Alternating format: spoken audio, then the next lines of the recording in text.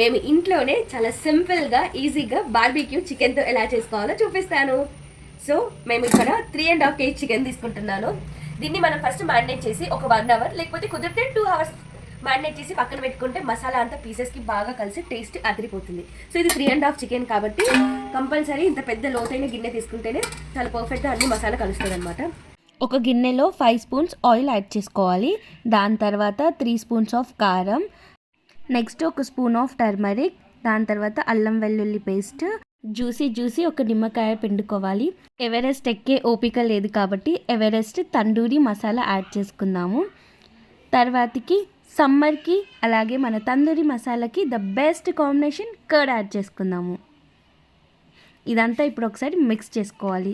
కలుపుకున్న మసాలాల్లో మన 3 kgs chicken add చేసుకొని మసాలాలు బాగా చికెన్కి పట్టేలాగా కలుపుకొని ఒక 2 hours పక్కన పెట్టేయాలి.